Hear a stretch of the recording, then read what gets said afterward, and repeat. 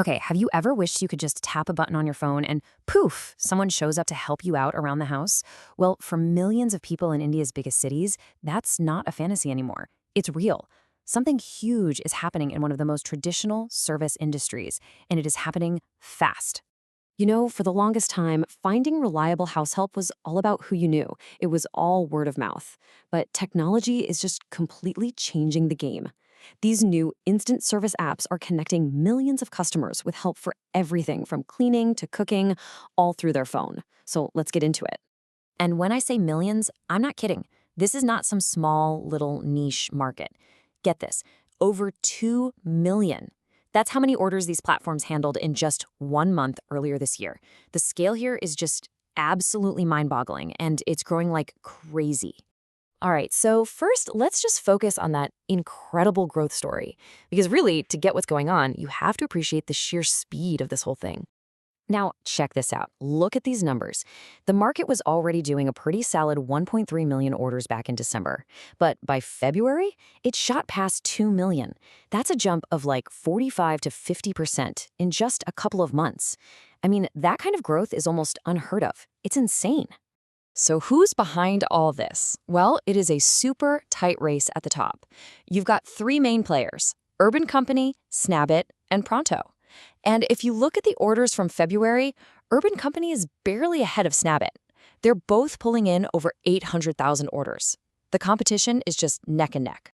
And this chart really lays it all out. Urban Company has almost half the market. So yeah, they're the leader. But Snabbit is a really strong number two, holding more than a third of the pie. So between the two of them, they basically own this space. But all this crazy growth, it comes at a very, very steep price. Which brings us to the big question, right? How is this even possible? How do you grow a market by 50% in 2 months? Well, you've probably guessed it. The answer involves spending a ton of money, a massive amount. This quote from one of the sources we looked at just nails the strategy. This growth isn't just happening on its own, it's being manufactured. These companies are using some really powerful incentives to get you and me to download the app and just try the service out.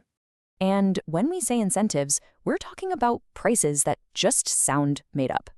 I mean, in some places, these apps were offering services for as little as 1 rupee an hour. Yeah, you heard that right, 1 rupee. Now, obviously, that is not a business model. That is a tactic to get millions of people hooked on how easy it is. So here's the kicker. What did that tactic cost? Well, to pay for all those crazy discounts and ads, the top three companies burned through a combined $10 to $11 million. And that's not for a whole year. That was in the single month of February. When you start spending that kind of cash every single month, the people who gave you that money, they start paying very, very close attention. And now they're starting to ask some pretty tough questions about the end game here.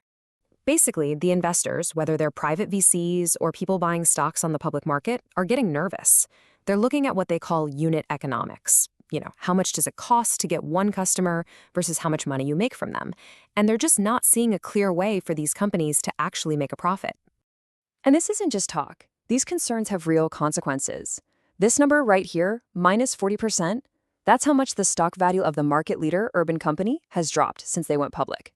It's a huge red flag from the market saying, hey, we're not so sure this model actually works.